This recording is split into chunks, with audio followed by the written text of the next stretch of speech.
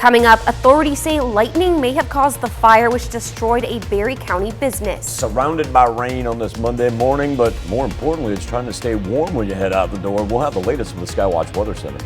Also, summertime means swimming, and one Southwest Missouri organization wants to make sure your kids are safe while they're having fun.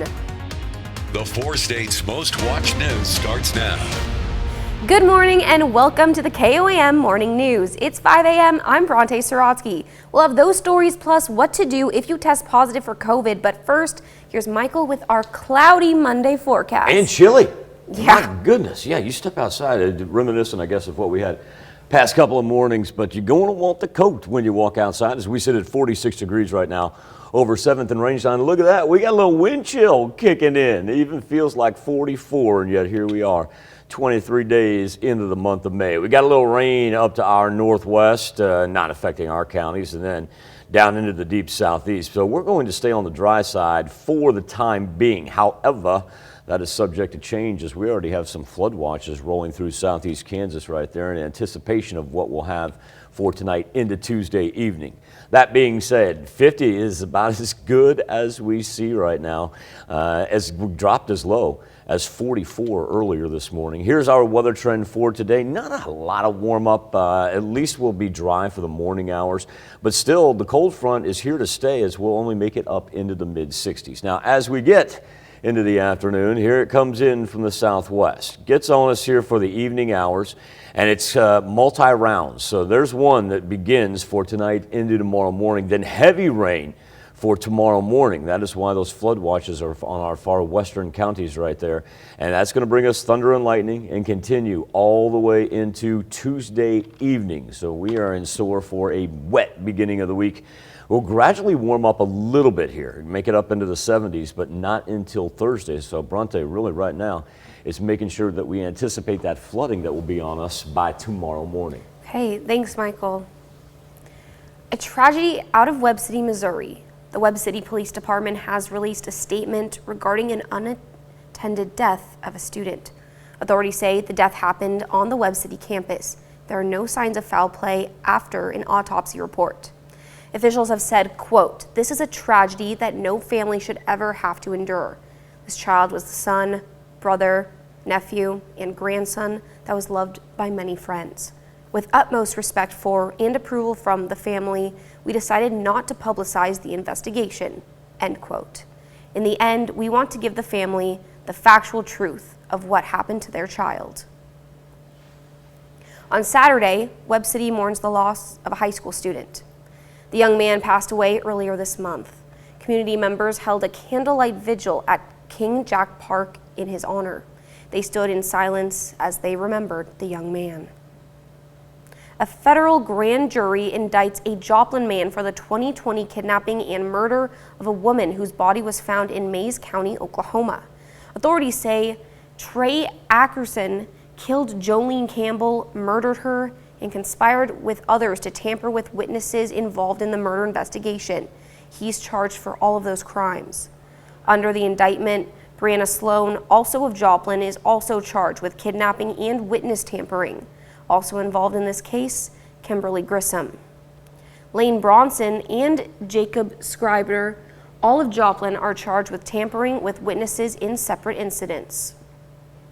Authorities arrest a man suspected of robbing a Joplin bank last week. On May 9th, officers responded to a report of a panic alarm being set off at Great Southern Bank. When they arrived, they learned the bank had been robbed, and authorities identified Vincent Gepson of Anderson, Missouri as the suspect. They say Gepson allegedly entered the bank and demanded money, then fled. Police on Friday announced that Gepson was located in Crowley, Louisiana, and was arrested on a federal warrant for bank robbery. And storms may be the blame for the destruction of a Barry County business.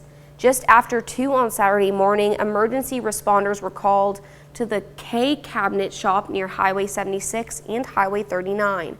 A total of 5 fire agencies responded to the blaze. Firefighters say when they arrived, the building was 50% collapsed with fire throughout. The building and business are a total loss.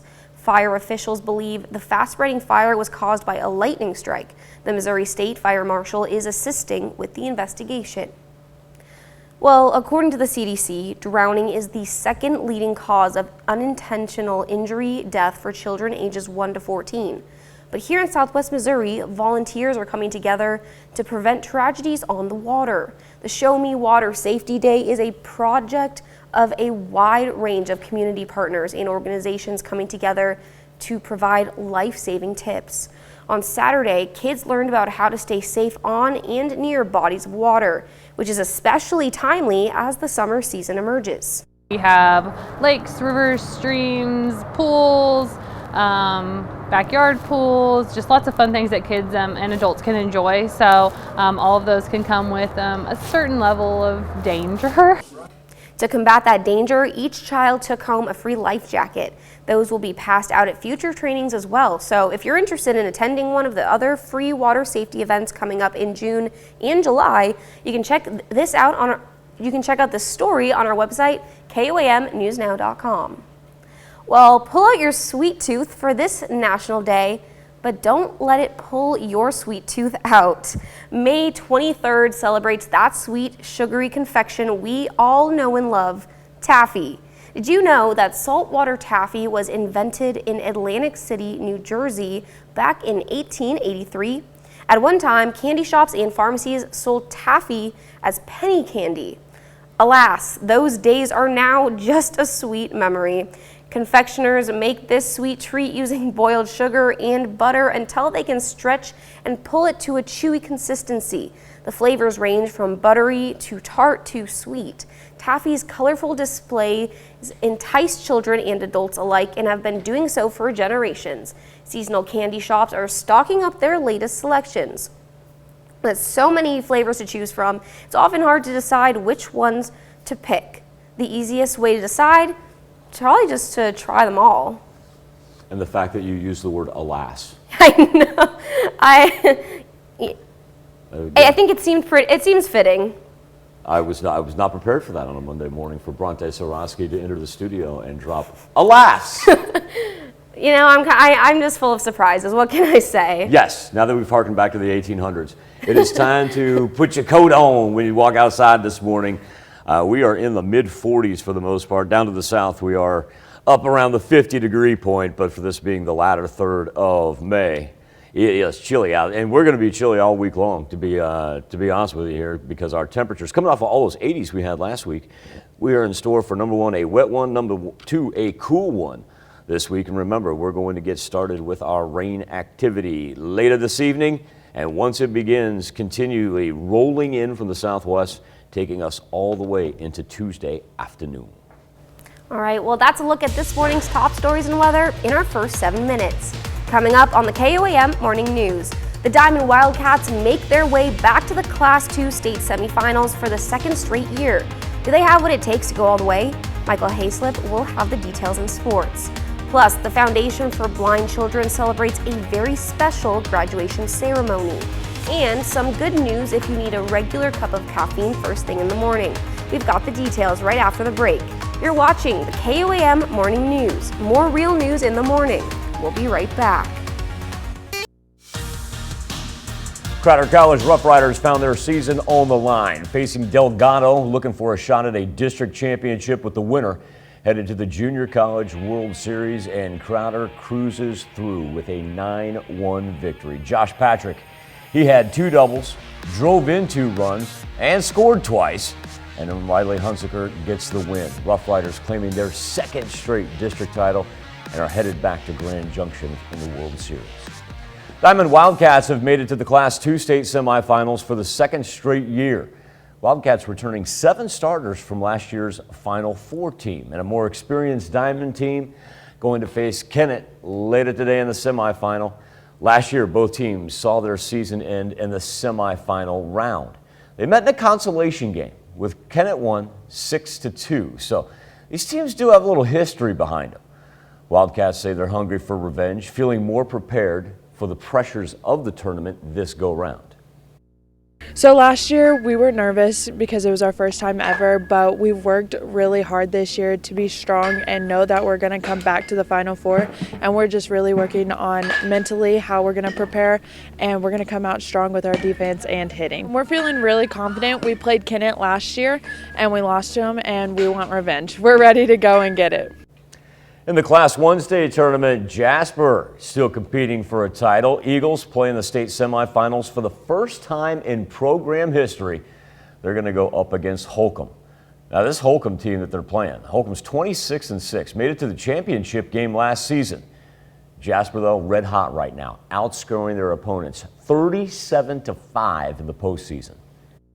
They work hard in practice and do things well and are very coachable. I told them at the beginning of the season that they need to be prepared to go to the Final Four, and I don't think one of them believed me. And throughout the playoffs, they've really gained a lot of confidence because of the way we've played. We've played really well since districts, and I'm pretty proud of them. Cardinals had one of those earliest Sunday morning starts that are new for Major League Baseball this year, looking for the sweep over the Pirates. And in the first inning, Nolan Gorman drops one into center, his first Major League RBI. And then a bit later, it is Brendan Donovan. Pretty much the same spot. That's good for a double. Cards up 7-0 in the second inning. Keep it rolling from there. That dude, Albert Pujols, the solo shot. Oh, by the way, he's not done. In the ninth inning, Pujols with a 3-run home run. Worth mentioning that Yadier Molina also pitched for the St. Louis Cardinals because of the blowout that was en route. All 10 batters in the Cards lineup recorded an RBI. St. Louis blows out Pittsburgh 18-4. Royals hosting the Twins series finale. Brady Singer, he was on the mound. He was really good. 7 shutout innings.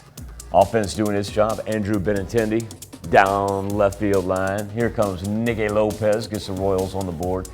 Kansas City with the bases loaded a little bit later. Carlos Santana, he gaps one. He's going to unclear the bases. 5-0 Royals at this point. In the 8th, it starts to fall apart.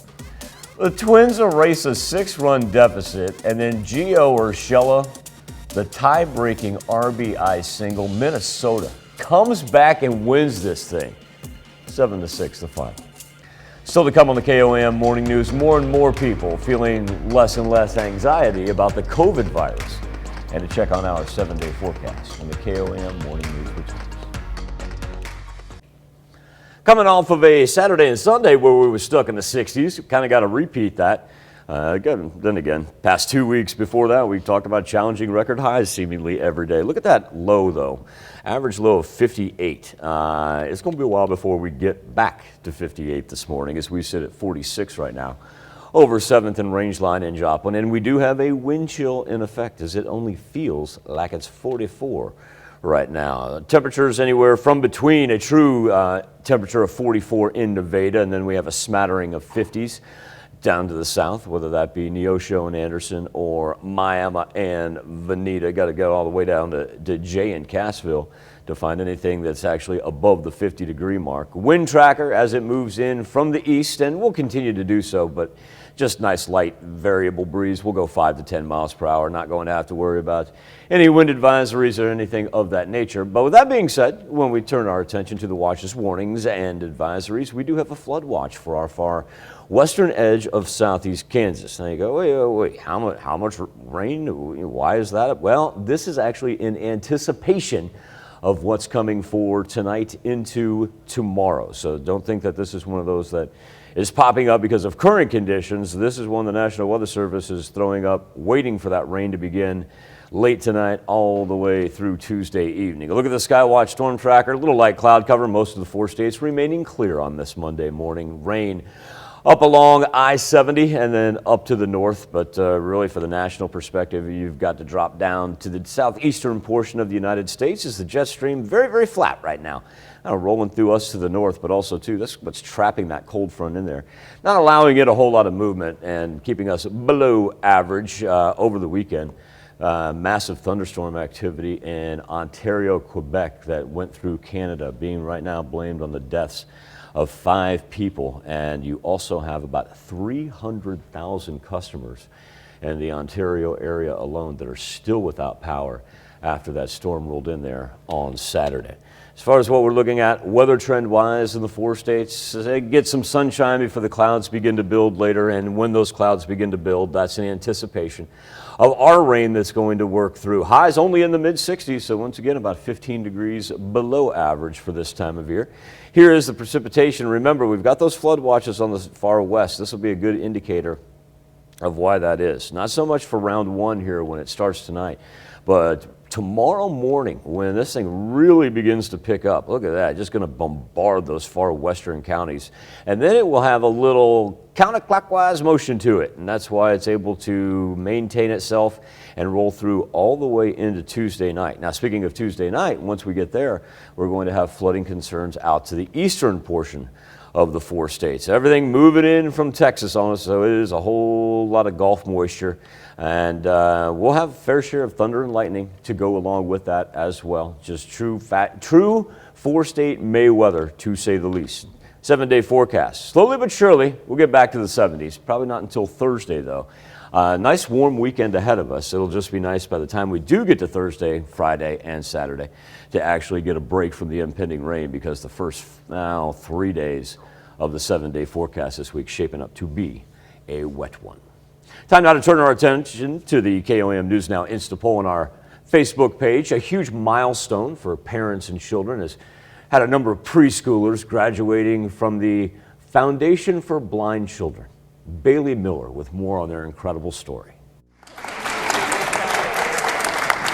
One by one, preschoolers are taking the stage after enduring a big year at Foundation for Blind Children.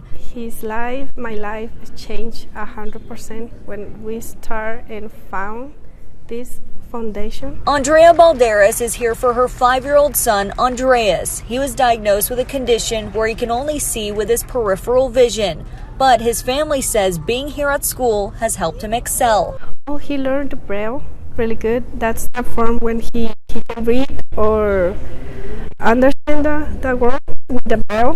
And now he knows the letters like A, B, C, D. And he knows that repeat the numbers 1 to 100. That's what the foundation wants to do, get the students prepped so they can join kindergarten classes with their sighted peers. We use what's called the expanded core curriculum. They learn compensatory skills, they learn orientation and mobility, they learn how to get around the classroom, they learn how to access materials so that when they get into kindergarten, they're not going to skip a beat. At the foundation, they focus on confidence building and self-determination so that these students can problem solve in the real world. And that's exactly what Andrea says her son has done. And now he's off to kindergarten. I know he has the best future. He's feeling so excited. It's so happy.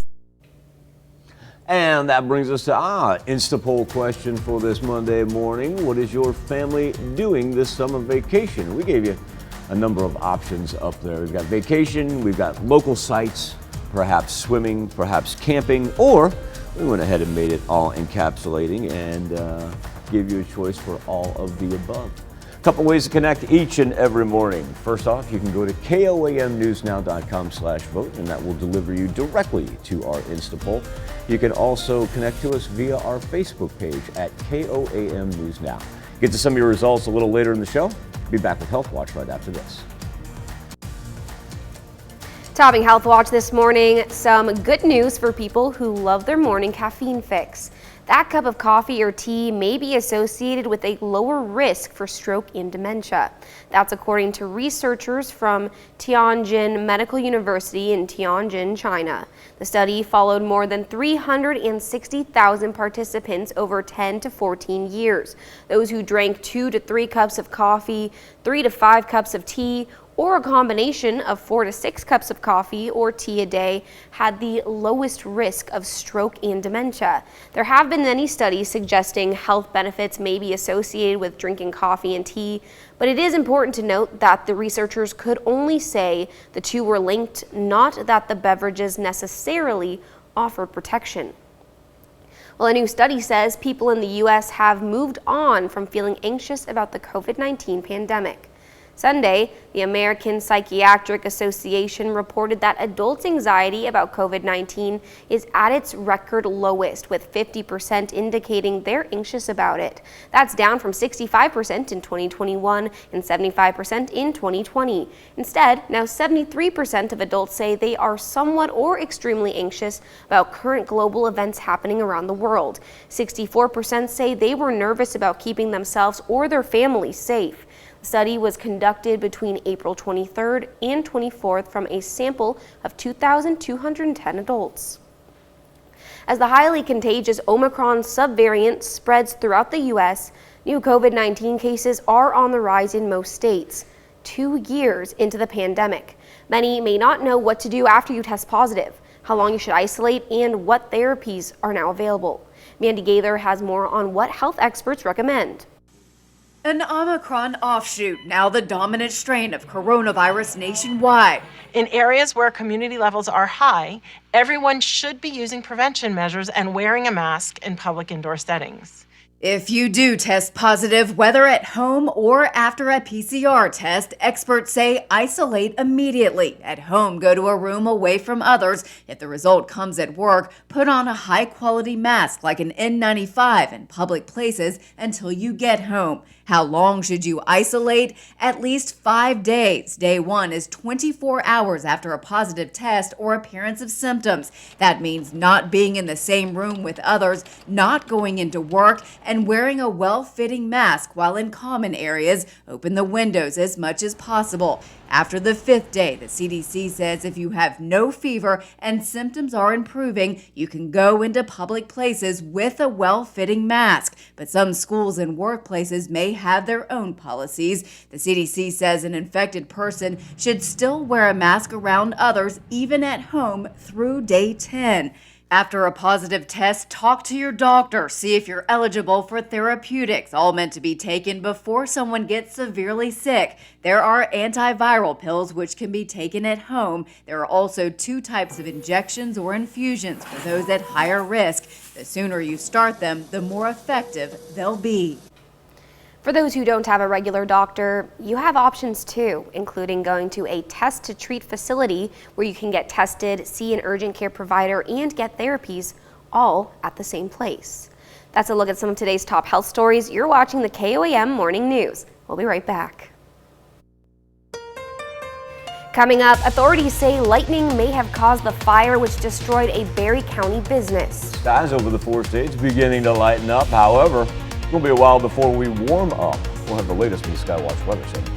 Also, summertime means swimming, and one Southwest Missouri organization wants to make sure your kids are safe while they're having fun. The 4 states' most watched news starts now. Good morning and welcome to the KOAM Morning News. It's 5:32. I'm Bronte Sorotsky. We've got those stories and more, but first, Michael's going to tell us if we're going to need an umbrella today or not. Yeah, number one, you're going to need an umbrella, but before we get there, you may want to put on a heavier coat when you walk outside. Live look over 7th and Rangeline in Joplin, where we sit at 46 degrees, and we have a late May wind chill in effect. It only feels like it's 44 out there right now. And the sunrise should be a beautiful sight as the clouds are beginning to clear out and no rain to worry about right now. So let's first concentrate on staying warm as we're in between 43 and 50 degrees. Yeah, 43 is where we've dropped down to up to the north in Fort Scott and Nevada, 50 in Miami and Neosho. Let's roll 49 in Chanute. So coming off of back-to-back days on Saturday and Sunday where we only got up into the mid-60s, it's a repeat performance, and that's following consecutive weeks where we were challenging record highs. Here's our weather trend for today. Sunshine early before the clouds begin to grow, then up into the 60s. So Bronte was asking about that umbrella, and yes, it will be a good idea to have it because we'll get started tonight.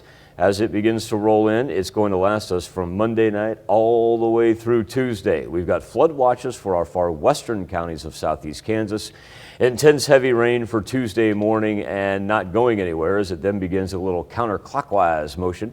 Spins over on itself, makes its way into the eastern part of southwest Missouri for Tuesday evening and not going to back off until we get to Wednesday. Slowly but surely, those rain chances do diminish. And slowly but surely we warm up just a little bit, but really not back into what I would call seasonable temperatures until we get to Friday. Wow, Friday is a jump from what we're seeing We're right now. We're gonna want Friday here, number one, to dry out, but number two, to warm up. Seriously. All right, thanks, Michael. Storms may have caused the destruction of a Berry County business. Just after 2 on Saturday morning, emergency responders were called to the K Cabinet shop near Highway 76 and Highway 39. A total of 5 fire agencies responded to the blaze. Firefighters say when they arrived, the building was 50% collapsed with fire throughout. The building and business are a total loss. Fire officials believe the fast-spreading fire was caused by a lightning strike. The Missouri State Fire Marshal is assisting with the investigation. Well, according to the CDC, drowning is the second leading cause of unintentional injury death for children ages 1 to 14. But here in southwest Missouri, volunteers are coming together to prevent tragedies on the water. KOAM's Kate Kelly gives us a look at the Show Me Water Safety Day at Wildcat Glades in Joplin. Debbie Lorimer loves spending time with her grandkids outdoors, but activities on the water can be hazardous. That's why an event like this is something she was happy to sign her littles up for. Having a professional tell them the rules and the safety measures and the hearing exactly from the experts is so wonderful. Those experts are volunteers coming from a wide range of community partners and organizations.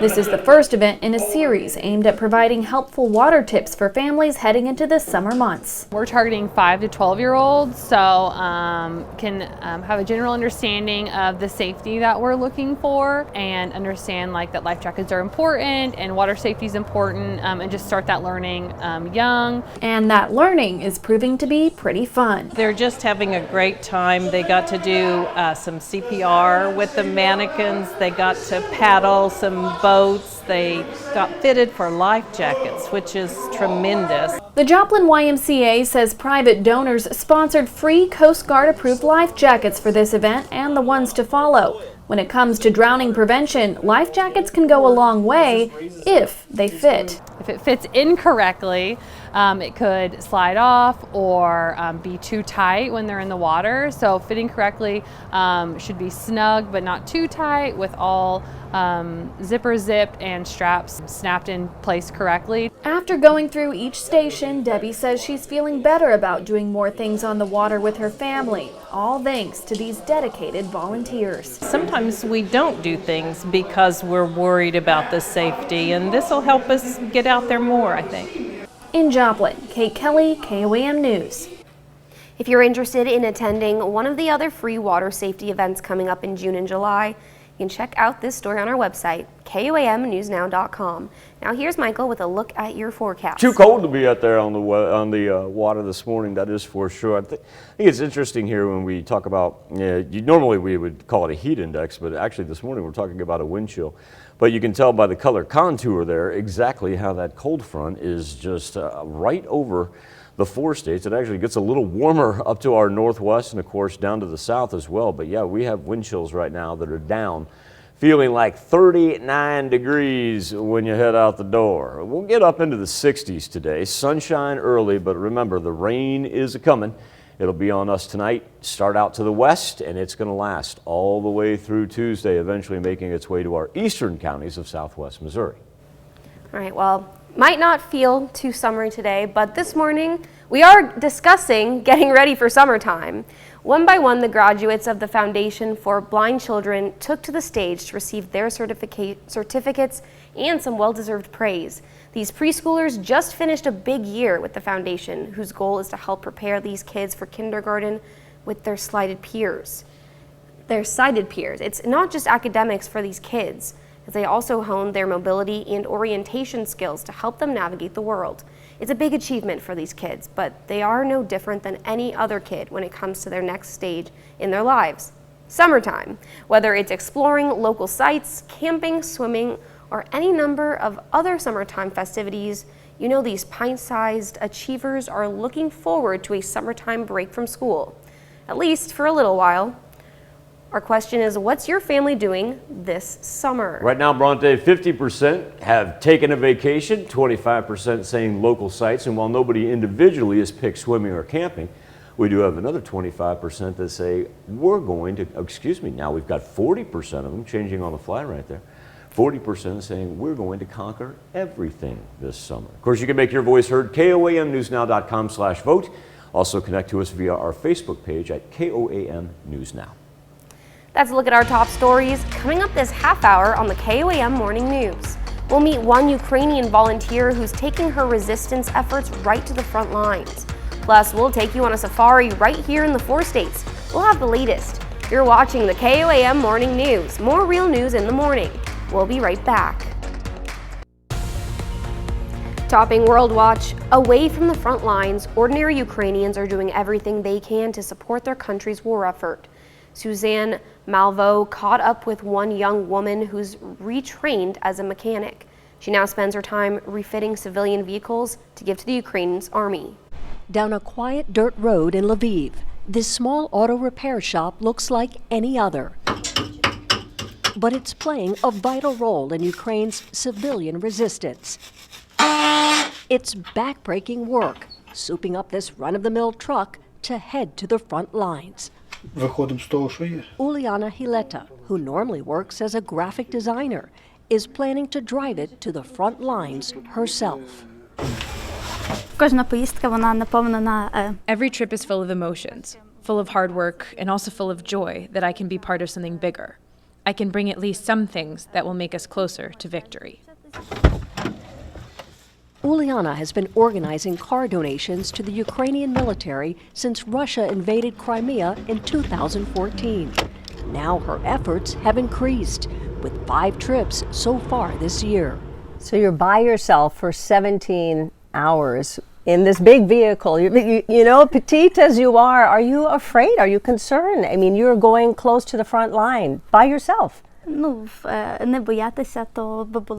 would be strange if I wasn't scared, because everyone is scared about their lives.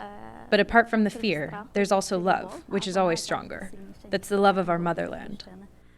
Civilians here are desperate to help the army however they can, donating money to import as many cars as possible. This truck, now painted and ready, is destined for Donetsk in eastern Ukraine, where Russian troops have been shelling relentlessly for more than a month, injuring and killing thousands of civilians and battering the Ukrainian forces. Soldiers say donations like this have been invaluable as they brace for a long conflict. It's really unpredictable. Sometimes the car might survive for 1 or 2 months, but sometimes on the next day it can be under enemy fire and get destroyed. It's an 800-mile journey from Lviv to Sloviansk, and it's not just the car that Uliana will give to those fighting. The trunk is filled with new uniforms, military equipment, and lots of fuel. As she packs, she imagines these supplies will help soldiers like her brother-in-law and other close friends, loved ones now fighting in the east. We had coffee 2 days before the war began. Now they're on the front lines. But the fact that I can help the soldiers makes me less worried. Her treacherous journey hopefully paving the way to a free Ukraine. That's a look at one of your biggest headlines from around the world. We'll be right back with the news you need to know before you head out the door. Here to check out today's top headlines, the news you need to know before you head out the door. A Jay, Oklahoma man is dead following a crash in Ottawa County. Authorities say 45-year-old Kevin Backward was traveling south on State Highway 125. He went off the road into a ditch. Authorities say the vehicle rolled 2.5 times before coming to a stop on its top. Emergency crews took Backward to a hospital where he was pronounced dead. Authorities arrest a man suspected of robbing a Joplin bank last week. On May 9th, officers responded to a report of a panic alarm being set off at Great Southern Bank. When they arrived, they learned the bank had been robbed. Authorities identified Vincent Gepson of Anderson, Missouri as the suspect. They They say Gepson allegedly entered the bank and demanded money, then fled. Police on Friday announced that Gepson was located in Crowley, Louisiana, and was arrested on a federal warrant for bank robbery. It was raining on Saturday, but not cats and dogs. No, they were lined up at the Webb City Fire Department along with Madison Pet Clinic. The clinic was offering parvo, distemper, and rabies vaccines as well as deworming. The annual event was discounted due to not having to have a wellness checkup. The purpose of this event is to keep our fur babies and community safe. Your puppy can get the parvo distemper vaccine 6 to 8 weeks and rabies at least 12 weeks of age. The Creative Learning Alliance in downtown Joplin is giving young children their first experience in STEM. On Saturday, they taught children how to make paper airplanes. The kiddos were not only able to get creative, but also learn more about the properties of aerodynamic forces and flight velocity, and help them gain an interest in the sciences. It's something the Creative Learning Alliance strives for. Next month, the Creative Learning Alliance will focus on projects dealing with the ocean. That's a check of today's top headlines, the news you need to know before you head out the door. Yeah, it's a chilly one out there. Beautiful, beautiful morning. But we're gonna come up way short of our average high for this time of year. It should be around 79 degrees, so we should be rolling high 70s, low 80s.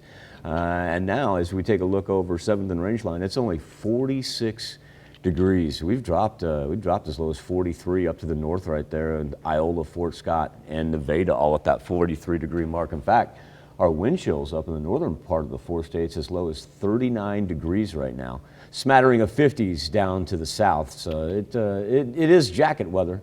That is for sure. Not a bad day. If you want to make a paper airplane, join those kiddos, because it'll just be a light and variable wind that works out of the east-northeast. Now, in anticipation of what we have tomorrow, we already have flood watches in effect for the western counties of southwest Missouri. We're going to be dry until that rain picks up for tonight, until it stays up to our northwest for the early Monday morning hours. So really no rain concerns right now. And the biggest system that we see in the contiguous 48 stays down in the southeastern portion of the United States. Now, our weather trend changes by the time we get to this evening, because coming out of the southwest, combined with some good Gulf moisture, will be a fair share of rain that once it starts Monday night is going to last all the way into Tuesday.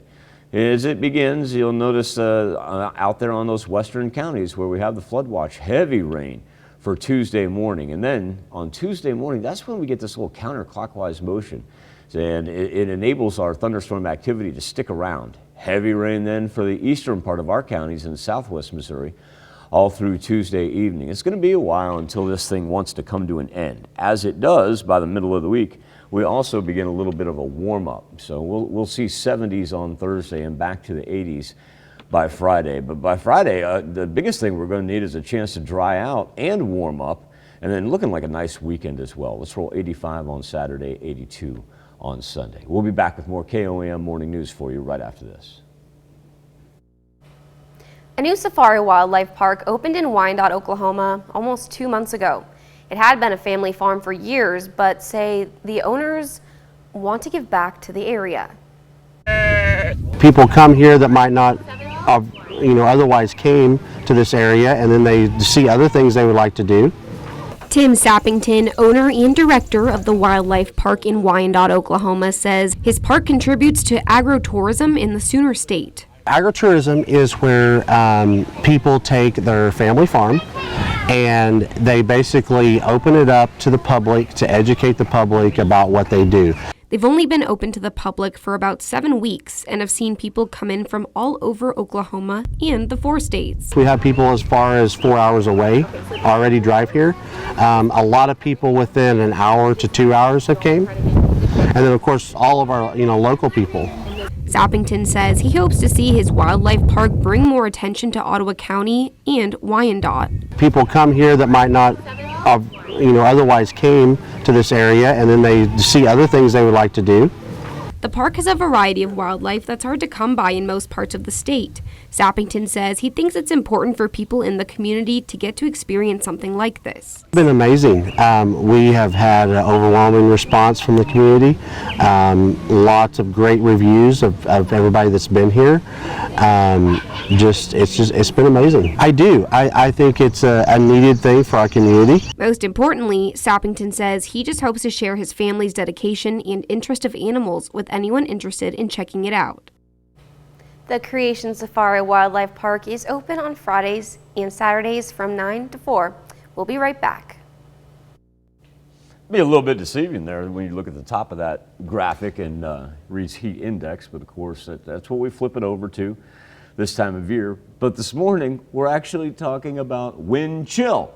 We've got a whole bunch of communities right now that have wind chills as low as 39 degrees, even down to the south where we're seeing temperatures that are sitting at 50. When you factor in the breeze and the cold front and whatnot, it still only feels like 42 right now in Grove and 41 in Anderson. So I know most of the kiddos are off school. Hopefully they get a little chance to sleep in. But for those of you that are getting up, getting around, getting ready to get out and about, I'd almost go back and I don't know if you need to pull out the winter coat, but definitely find something that's going to keep you a little bit warm. Here's our weather trend for today. This afternoon, only mid-60s, but more importantly, it is the amount of rain that we're going to pick up. Once we begin in earnest. Not going to really start until later tonight, but we already do have flood watches for the western portion of southeast Kansas because that's going to be some heavy rain that comes in, sweeps through into Tuesday morning, turns counterclockwise over on itself, makes it into the central portion, then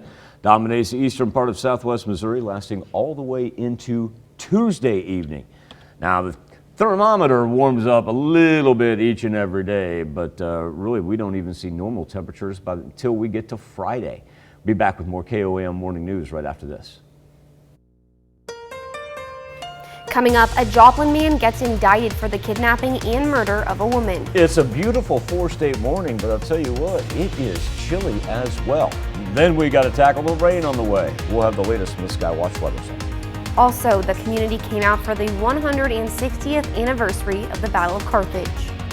The four states' most watched news starts now.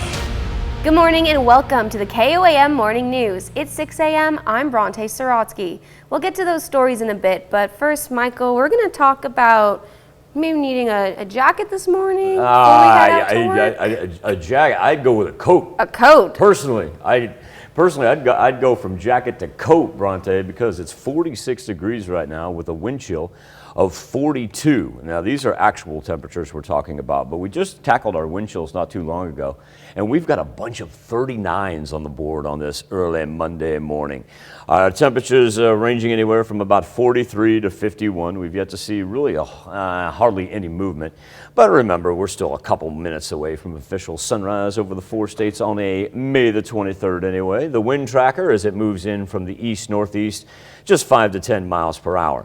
Do want to point out, as we work into today, that we have flood watches for our western counties of southeast Kansas.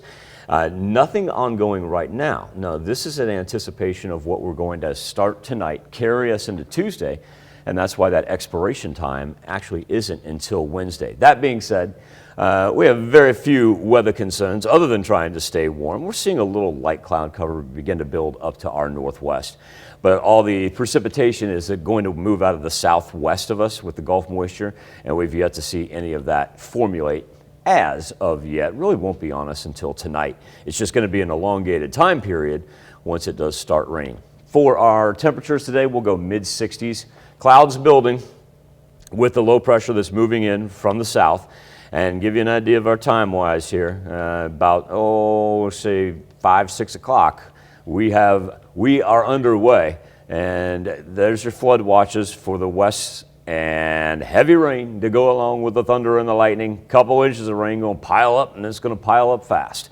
Then for Tuesday afternoon, it moves into the central and eastern portions of southwest Missouri, continually raining until we finally get a break on Wednesday. Yeah, Wednesday. And then we can warm up on Thursday and Friday.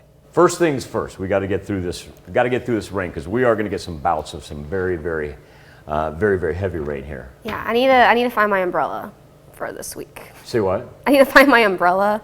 Yes. It's somewhere scattered in my Yes, apartment. you're going to want to hang on to that until we get to Thursday. Yeah, thanks, Michael. A federal grand jury has indicted a Joplin man for the 2020 kidnapping and murder of a woman whose body was found in Mays County, Oklahoma.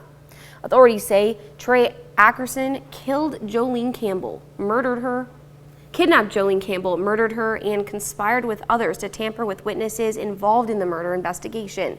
He's charged for all of those crimes. Under the indictment, Brianna Sloan, also of Joplin, is also charged with kidnapping and witness tampering. Also in this case, Kimberly Grissom, Lane Bronson, and Jacob Schreiber, all of Joplin, are charged with tampering with the witnesses in separate incidents.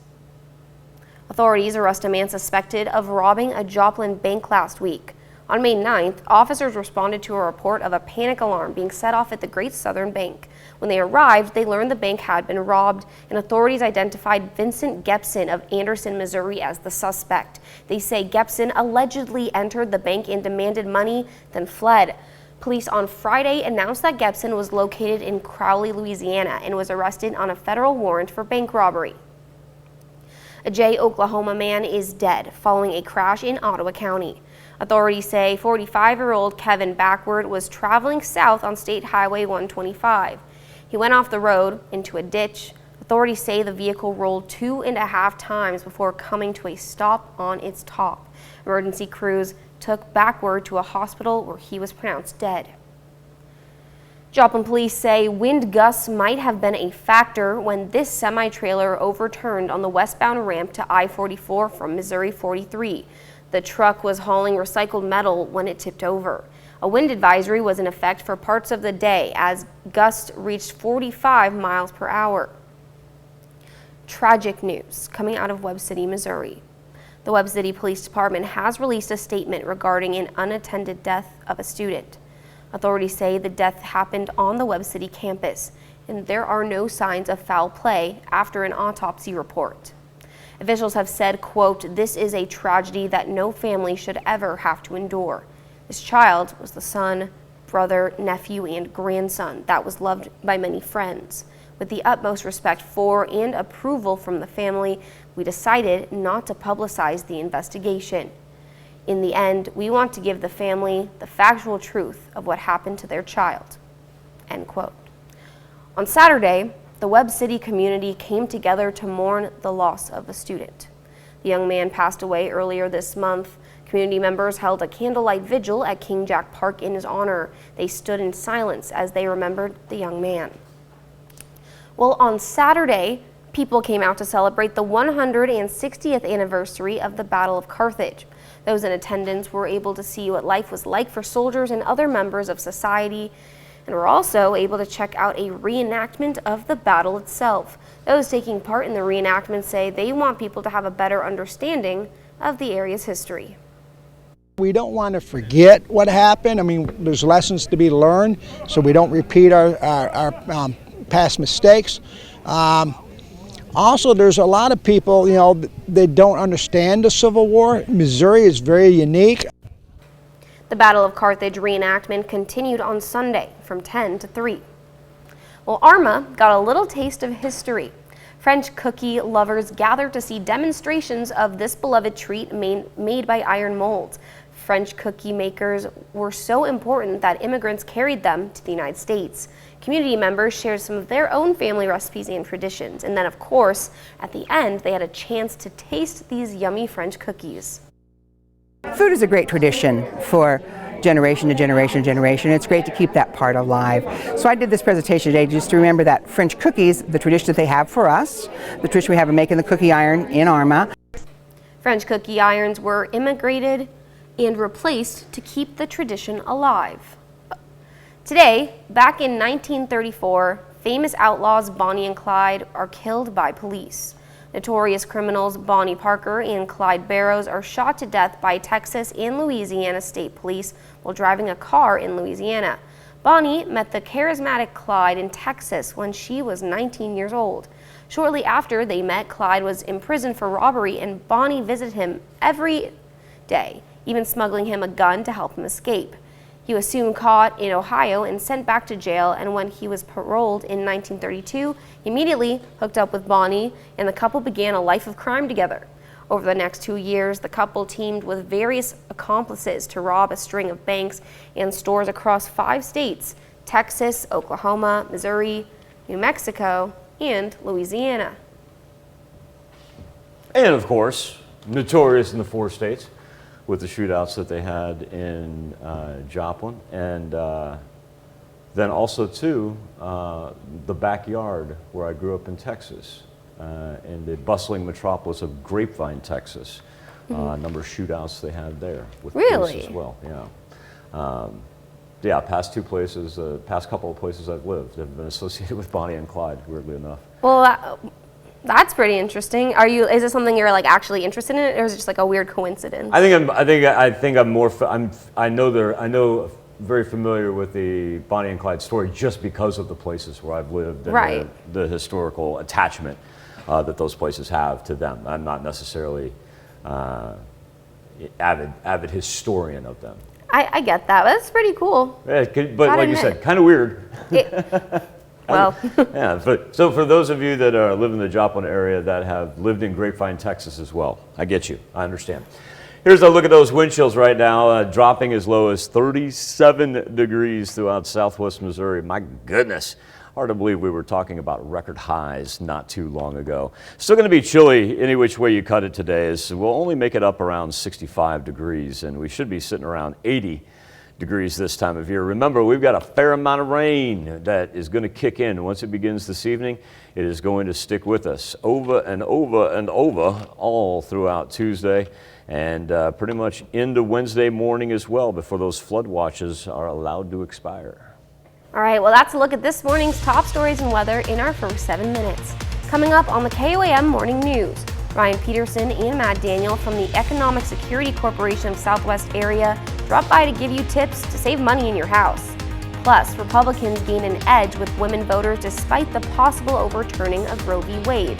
And man's best friend isn't only good for adults, but for babies as well. We'll have the details. You're watching KOAM Morning News, more real news in the morning. We'll be right back. Topping Nation Watch this morning, a South Carolina hospital is reporting that 4 babies are hospitalized there as a result of the infant formula shortage. The Shawn Jenkins Children's Hospital at the Medical University of South Carolina says 3 of the 4 babies had a bad reaction to new formulas. Their parents were forced to try different formulas because of the shortage, and the babies could not tolerate them. The 4th infant hospitalized was made sick by mineral imbalances from a formula that a parent tried to mix on their own. Clinical dietitians say the hospital has admitted any infants made sick by families watering down formula, but they warn parents not to try and dilute formula or attempt to make their own. Well, new polling shows that Republicans are gaining ground with female voters as the midterms approach. If current trends hold, the GOP is on pace to do much better with women than in the last midterm elections in 2018. Even after the leak of a Supreme Court draft that would overturn Roe v. Wade, the gender gap is shrinking.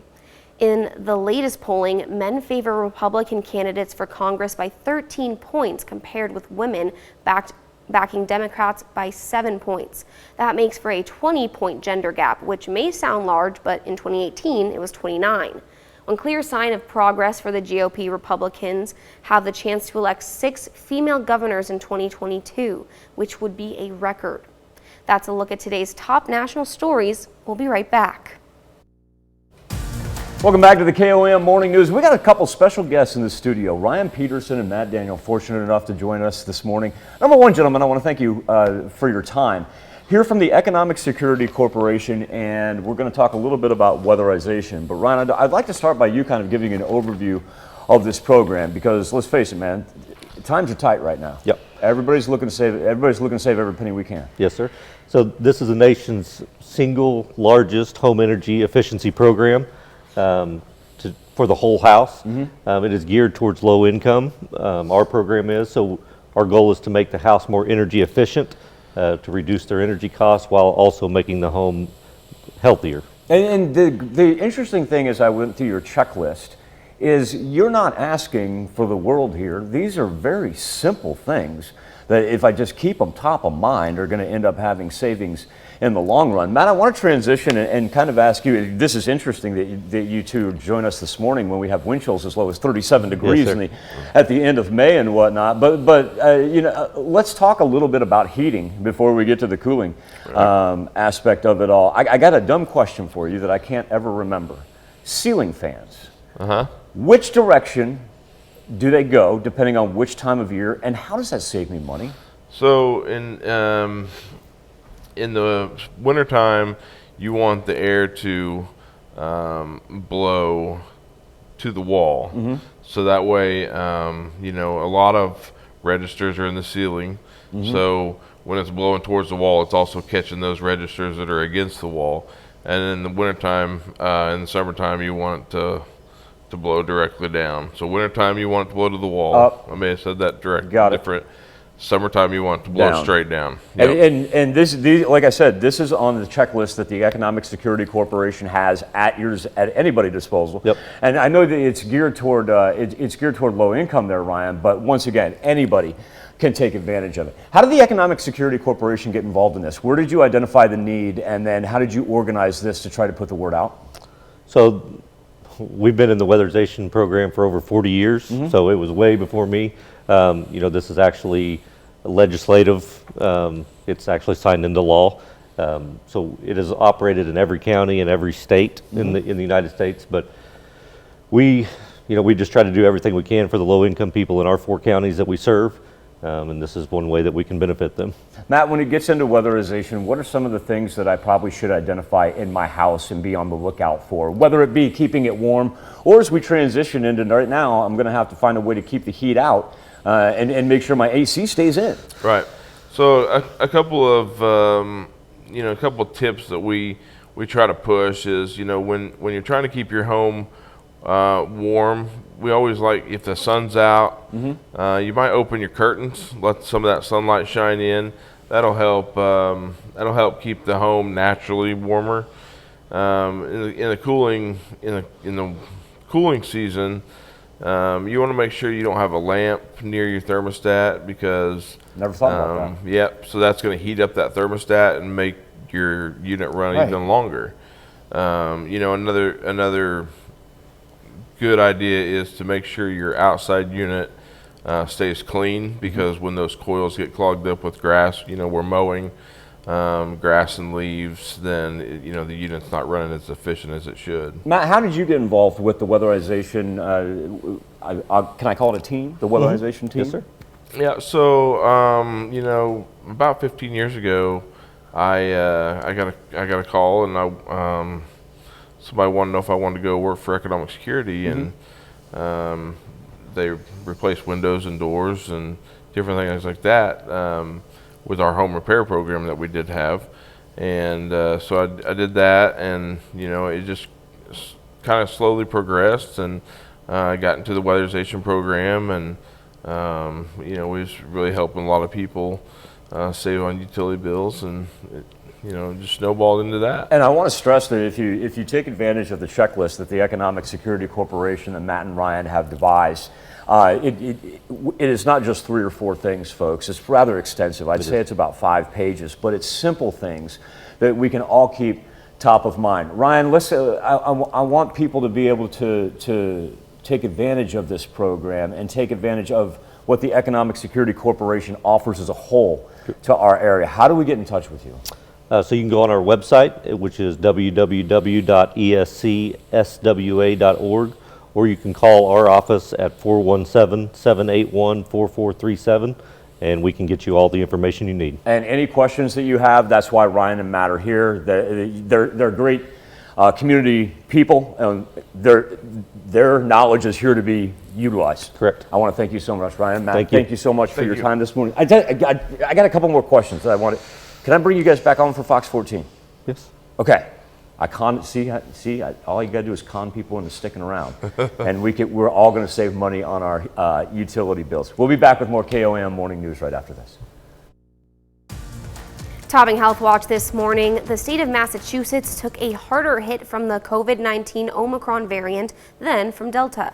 That's according to a study out of Brigham and Women's Hospital, which found more people in the state died during the 8-week Omicron surge in winter of 2021 compared to the 23-week period when Delta was the dominant strain. A new study being presented at Digestive Disease Week suggests man's best friend could be your toddlers as well. Researchers found children who grew up with a dog or in a large family seem to have healthier gut bacteria later in life and a lower risk of developing Crohn's disease. And less alcohol may be better for your health, cardiovascular health, and that's according to researchers in Europe who recommend drinking no more than 1 bottle of wine or 3.5 cans of beer per week in order to minimize the risk of potential harm to your heart. That's a look at some of today's top health stories. You're watching the KOAM Morning News. Chilly start. We've got wind chills as low as 37 degrees. We'll only top out in the mid-60s today. Coming up in a bit, let's break down those rain chances because once it starts tonight, it's going to take us into the middle of the week. Coming up, a Joplin man gets indicted for the kidnapping and murder of a woman. We've got a beautiful 4-stage start, but I tell you what, there is a definitive chill in the air. We'll have the latest from the Skywatch Weather Center. Also, the community came out for the 160th anniversary of the Battle of Carthage. The 4 states' most watched news starts now. Good morning and welcome to the KOAM Morning News. It's 6:28. I'm Bronte Sorotsky. We'll get to those stories in just a bit, but first, Michael's going to tell us a bit about the cool and cloudy Monday. Tell you what, that cold front, when it got on us this week, it's just going to hover over us now. Oh, man. It's chilly out there, Bronte. I'm telling you. If you haven't walked outside yet, folks, with that morning cup of coffee, you're going to want a jacket. That is for sure. Because, normally we would anticipate, say the latter third of May, getting up close to 80 degrees for an afternoon high. But, yeah, even with the glow cloud over 7th and range line, we sit at 46 and we have a wind chill in effect. It feels like it's 42 right now in Joplin. As a matter of fact, we've had wind chills drop as low as 37 degrees. Now remember, these are the actual temperatures that we're seeing. But yeah, when you factor in the little east-northeast breeze, even though it's just 5 to 10 miles per hour, it does make a considerable difference. Now, no wind advisories for today. We don't have to worry about being blustery. But we do have color-coded counties on the watches, warnings, and advisory map. That is a flood watch for our far western counties of southeast Kansas, and you'll notice it lasts all the way up until Wednesday. It's not currently anything that's ongoing right now. That's in anticipation of all the rain that will pick up beginning late tonight and take us all the way into Wednesday. My goodness, it's going to be a long, elongated affair. We've got rain up to the northwest of us, stays on the other side of the jet stream, southeastern portion of the United States, mired in some Monday morning severe weather as well. For us, first off, the clouds are going to grow, and we're going to get stuck in the mid-60s. After that, look at the nighttime rain. As it moves in from the southwest, along with the associated Gulf moisture, it is on us for good. And you'll remember those counties out to the west that have the flood watches. Well, here's why. Look at the hard, intense rain that we have there for Tuesday morning. Now, as it works its way from the central and eastern portion of our highlighted counties, the time frame of it lasts all the way up until Wednesday morning. And we're going to be tired of rain by Wednesday. Probably be tired of the cool weather as well. So on Thursday, let's throw up the 70s, and then finally back to the 80s on Friday. Looking forward to Friday. Yes, let's get to Thursday and Friday right now. Yeah, please. Thanks, Michael. Authorities arrest a man suspected of robbing a Joplin bank last week.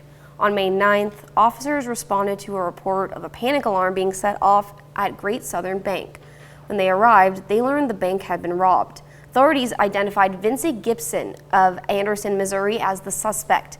They say Gibson allegedly entered the bank and demanded money, then fled. Police on Friday announced that Gibson was located in Crowley, Louisiana, and was arrested on a federal warrant for bank robbery.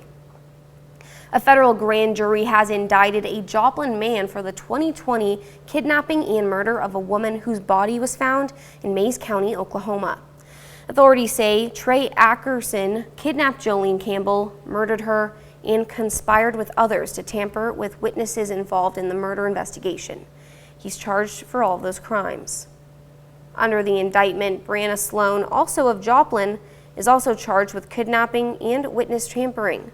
Also in the case, Kimberly Grissom, Lane Bronson, and Jacob Scribner, all of Joplin, are charged with tampering with witnesses in separate incidents.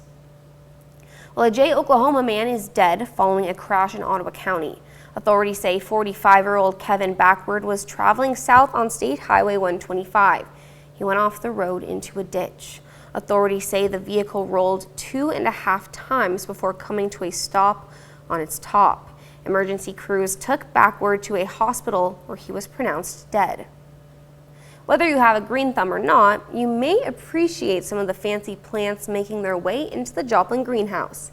The rare plant shelf is something that spawned out of the pandemic last fall. It's been steadily growing ever since, and while these items do cost more, customers are willing to pay, some selling out in a matter of hours. Even with a $300 price tag, these plants, like the pink princess, philodendron, come from a distributor in Florida.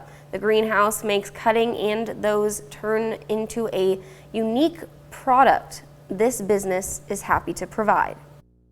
Being able to offer this selection in Missouri, in Joplin specifically, is a pretty big step. Like, you're not going to be able to get this stuff at Home Depot or Lowe's or like any of the other local garden centers, so I think it makes us pretty unique.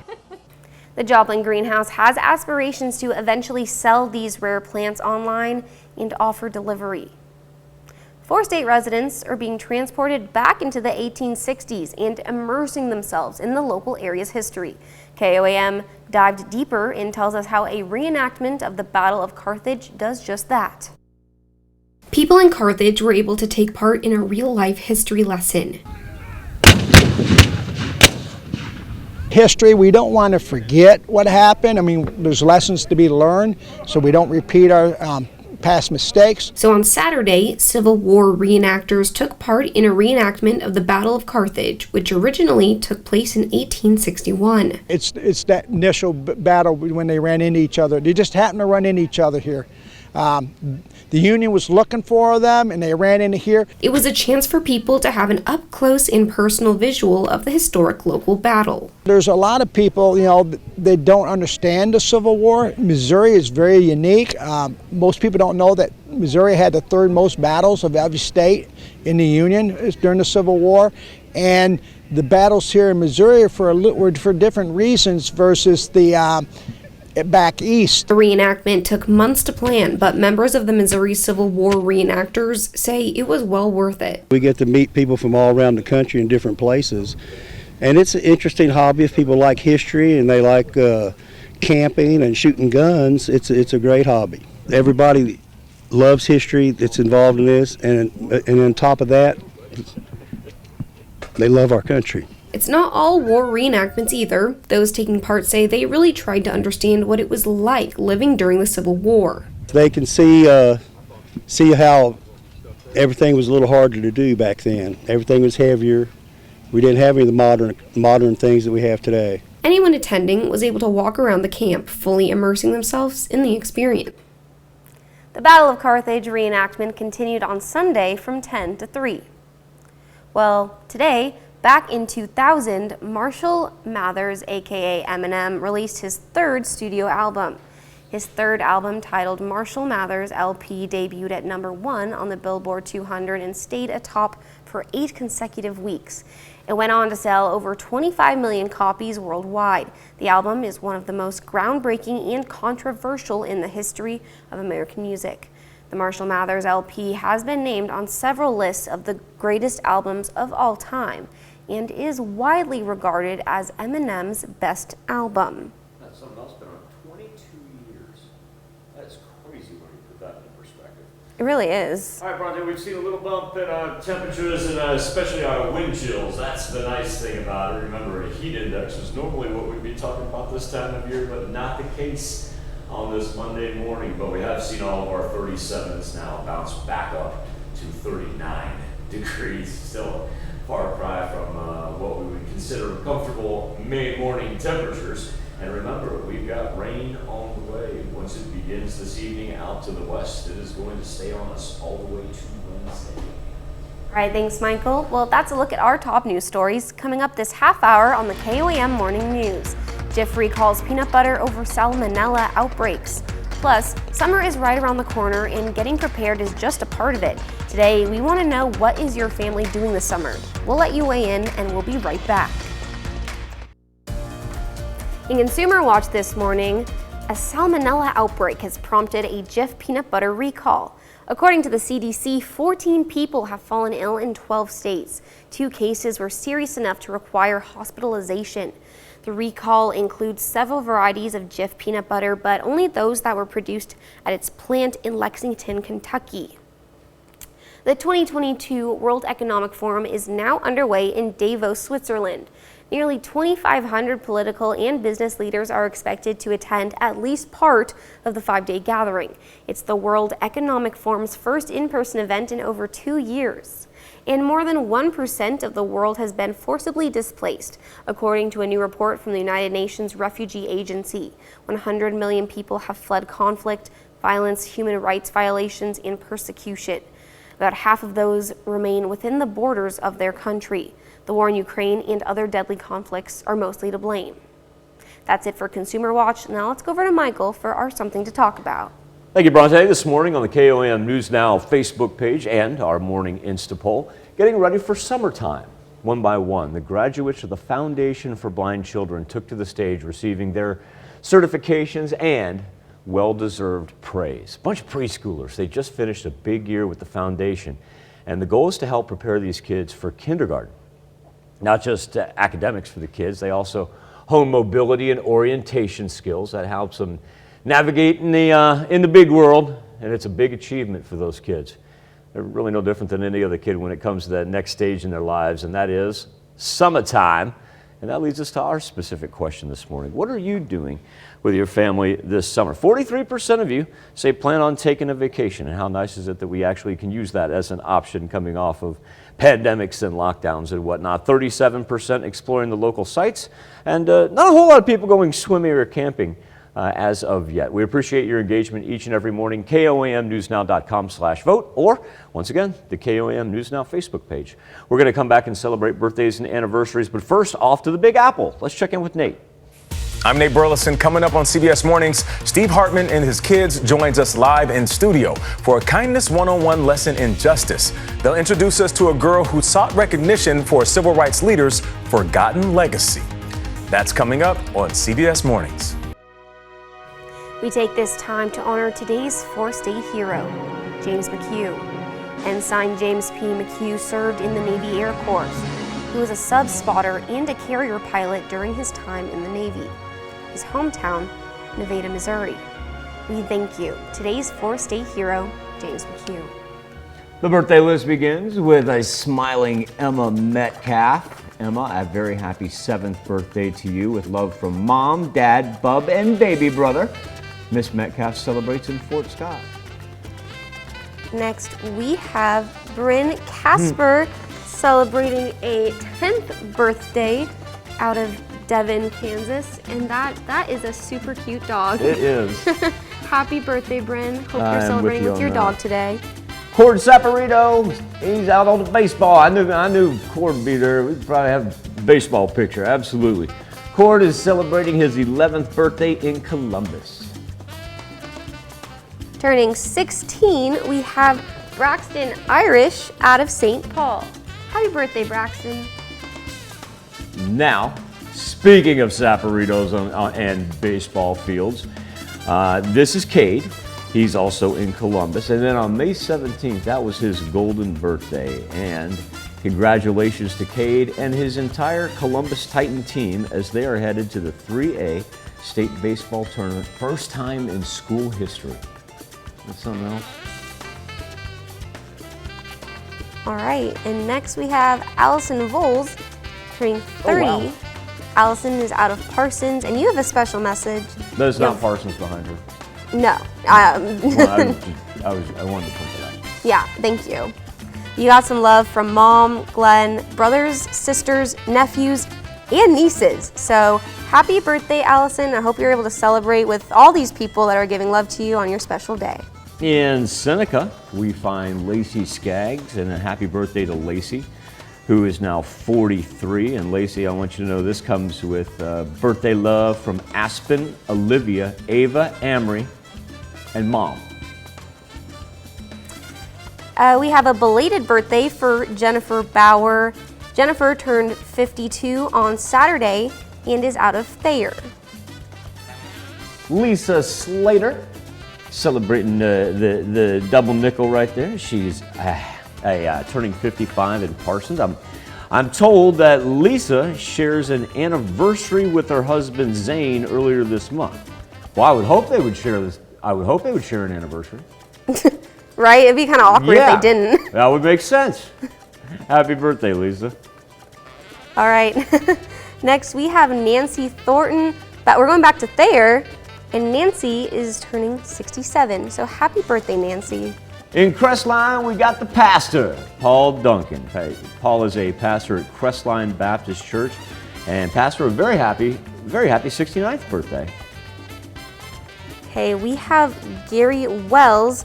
He's turning 73, and in this picture, we have we have his Rolls Royce, but also his wife. So happy birthday, Gary. You may want to flip those in order of importance. I'm so sorry, it's early. That's good. Cade Swartz, happy birthday in Pittsburgh. Cade's not only rocking the water bottle, but also the red Solo Cup. All right, next we have Betty Bailey. Another belated birthday. Her birthday was on Friday, and she is out of Chanute. Happy birthday. We have quite a few anniversaries to pass along today, and we're going to start with Walter and Heather York. They happen to be the older brother and sister-in-law of our own Will York, who puts the birthday list together each and every morning. And the man there in charge of the tractor, that is Wyatt, their 9-month-old son. So a very happy birthday, or a very happy anniversary to both Walter and Heather. They celebrate in Crestline. All right, another anniversary. We have James and Tiffany Hutto celebrating their 13th anniversary. And James and Tiffany are out of Columbus. Now we jump to Parsons because Mike and Zella Gamblin, they're celebrating their 24th anniversary. My goodness, congratulations to Mike and Zella.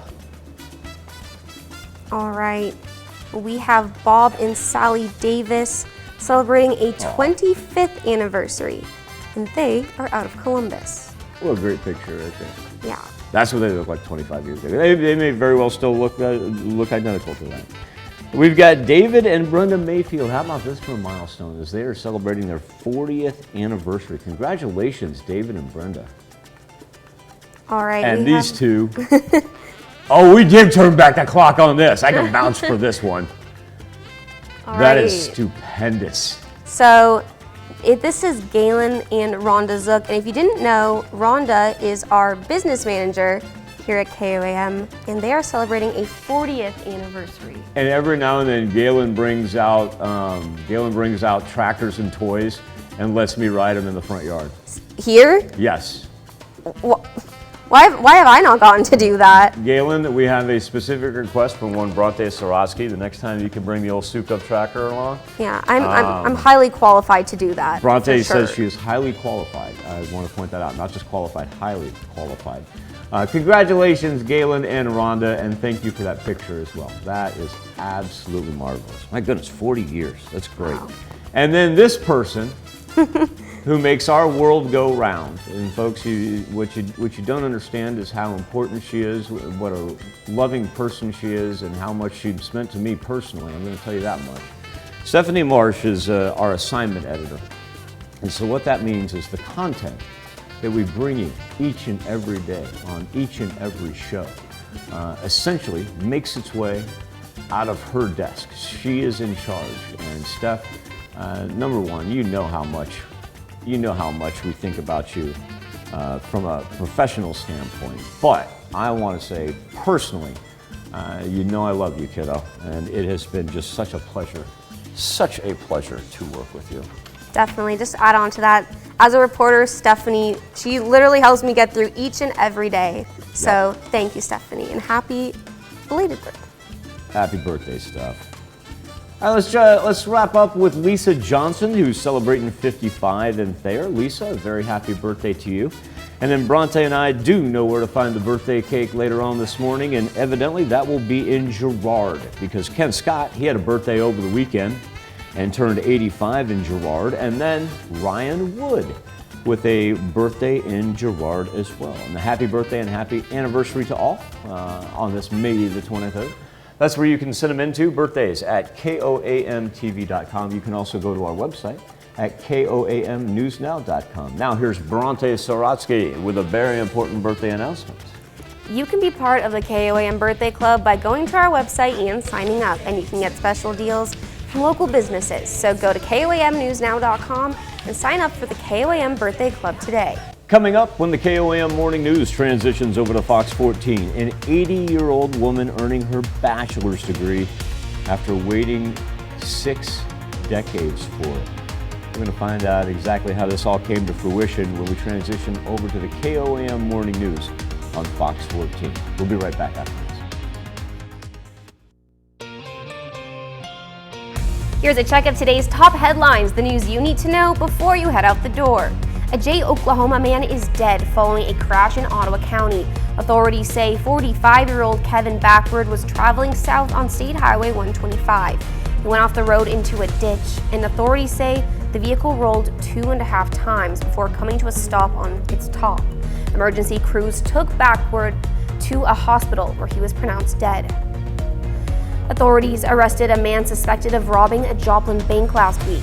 On May 9th, officers responded to a report of a panic alarm being set off at Great Southern Bank. When they arrived, they learned the bank had been robbed, so authorities have identified Vincent Gepson of Anderson, Missouri as the suspect. They say Gepson allegedly entered the bank and demanded money, then fled. Police on Friday announced that Gepson was located in Crowley, Louisiana, and was arrested on a federal warrant for bank robbery. Well, it was raining on Saturday, but not cats and dogs. No, they were lined up at the Webb City Fire Department, along with Madison Pet Clinic. The clinic was offering parvo, distemper, and rabies vaccines, as well as deworming. The annual event was discontinued due to not having to have a wellness checkup. The purpose of this event is to keep our fur babies and community safe. Your puppy can get the parvo distemper vaccine 6 to 8 weeks and rabies at least 12 weeks of age.